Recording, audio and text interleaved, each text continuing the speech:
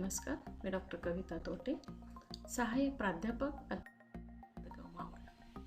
आजच्या व्हिडिओमध्ये आपण व्यवस्थापनाचा अर्थ आणि कार्ये हे समजून घेणार आहोत. सर्वप्रथम आपण व्यवस्थापनाचा अर्थ समजून घेऊया.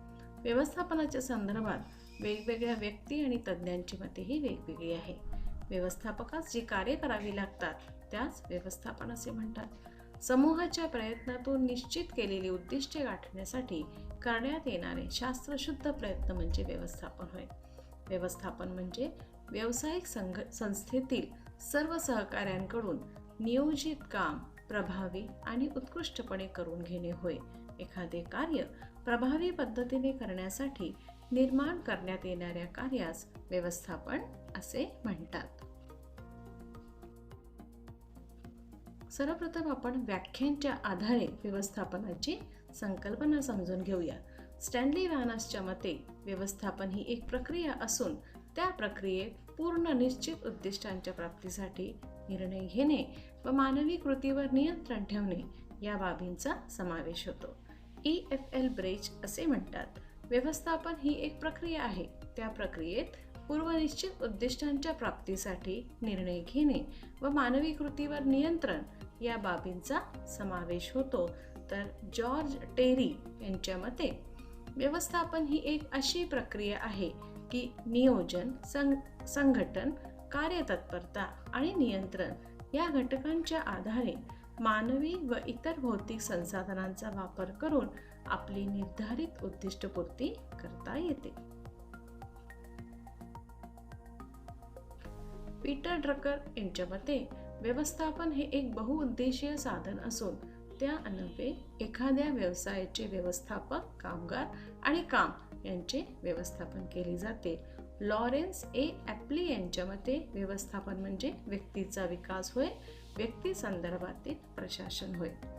जोसेफ मोसे यांच्या मते व्यवस्थापन ही एक प्रक्रिया असून तिच्या आधारे सहकार्य व संघवृत्तीने आपण आपल्या सामान्य ध्येयपूर्तीकडे वाटचाल करत असतो.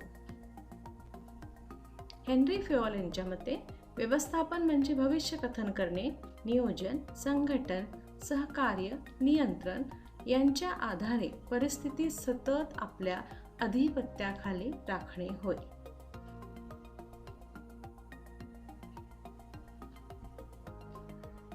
व्यवस्थापनाची कार्ये.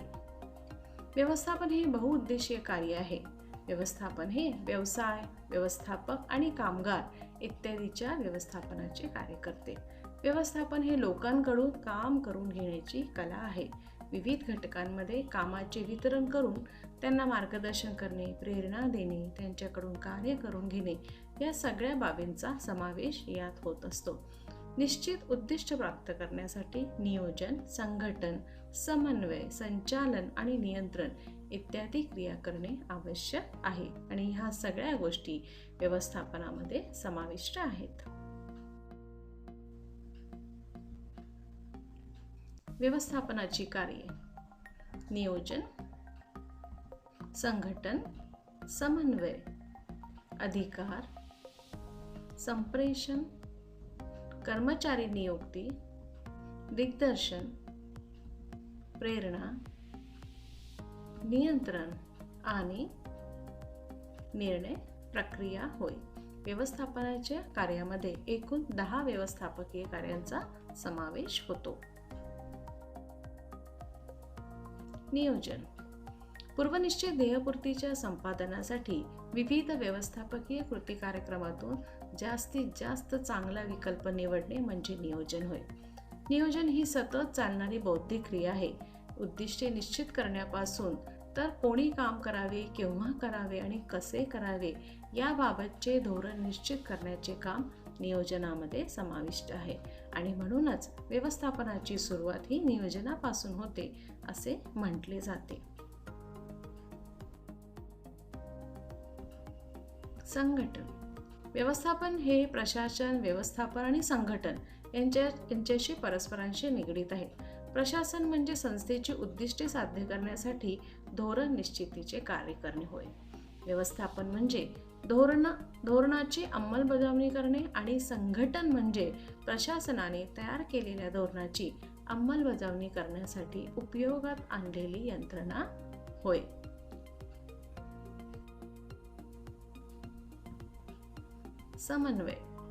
समन्वय हे व्यवस्थापनाचे अत्यंत महत्त्वाचे कार्य आहे. व्यवस्थापनात संघटनेचे उद्दिष्ट साध्य करण्यासाठी वेगवेगळ्या प्रकारच्या यंत्रणा असतात. या यंत्रणेचे वेगवेगळे स्तर असतात. विभाग, ज्ञान, कौशल्य, तांत्रिक अनुभव या अनुषंगाने कर्मचाऱ्यांची नियुक्ती करण्यात येते.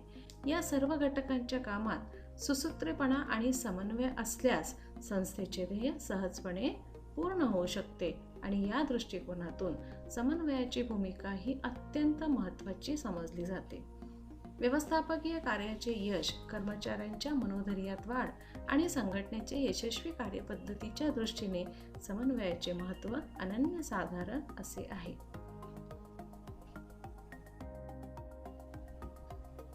अधिकार. संस्थेत नियुक्त करण्यात आलेले अधिकारी त्यांना त्यांची पात्रता, प्रशिक्षण, अनुभव आणि कार्य करण्याचे कौशल्य विचारात घेऊन अधिकार देण्यात येते. जबाबदारी ही अधिकार यातूनच निर्माण होत असते.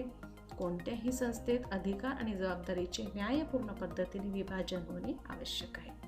धोरणात्मक निर्णय घेताना कार्याची जबाबदारी, उत्तरदायित्व आणि योग्य अधिकार प्रदान करणे ही तत्त्वे जोपासली तर अधिकार प्रदान हे यशस्वी होते.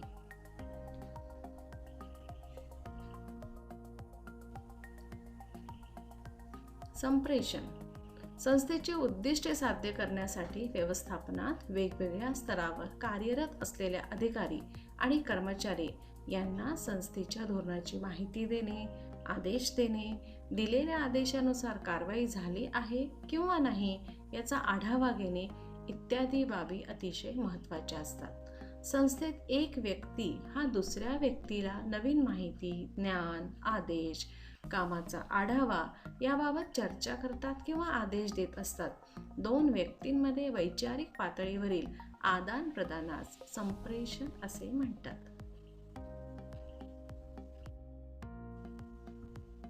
कर्मचारी नियुक्ती. व्यवसायातील सर्वच कार्य व्यवसाय प्रमुख अथवा संस्था प्रमुख करू शकत नाही. यासाठी योग्य पात्रता, क्षमता व अनुभव असणाऱ्या व्यक्तींची संस्थेत नेमणूक करणे अतिशय आवश्यक असते.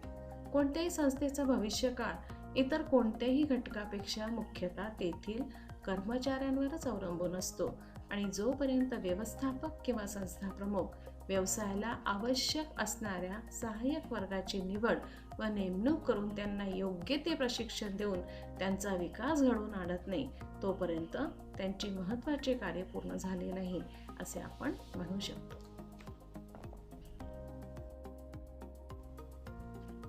दिग्दर्शन.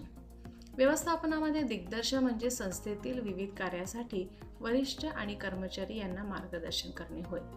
दिग्दर्शनामुळे वरिष्ठ आणि कर्मचारी हे कार्य करण्यास प्रवृत्त होतात.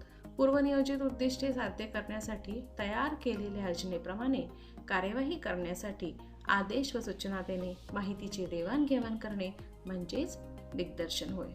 व्यवस्थापकाकडून ह्या जबाबदाऱ्या किंवा उद्दिष्ट साध्य करत असताना दिग्दर्शनातील विशिष्ट कार्य कुणी करावे, केव्हा करावे, कसे करावे हे 3 प्रश्न अतिशय महत्त्वाचे असतात.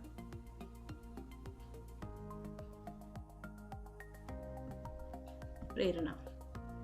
व्यवस्थापन कार्यात प्रेरणा ही अतिशय महत्त्वाची आहे. कार्याची पूर्ती होण्यासाठी प्रेरणा देणे, वेळोवेळी कर्मचाऱ्यांना त्यांच्या क्षमतेनुसार त्यांना किंवा त्यांच्या गुणकौशल्यानुसार त्यांना अभिप्रेत करणे अतिशय महत्त्वाचे आहे. संस्थेची पूर्वनियोजित उद्दिष्टे साध्य करण्यासाठी विविध प्रकारचे तंत्र विचारात घ्यावे लागतात आणि व्यवस्थापन ही एक कला आहे आणि कर्मचाऱ्यांना प्रोत्साहित करण्यासाठी विविध प्रकारच्या आर्थिक व इतर बाबींचा यामध्ये समावेश होत असतो. नियंत्रण. संस्थेला प्रत्येक स्तरावर नियंत्रण करणे आवश्यक व मूलभूत अशी बाब आहे.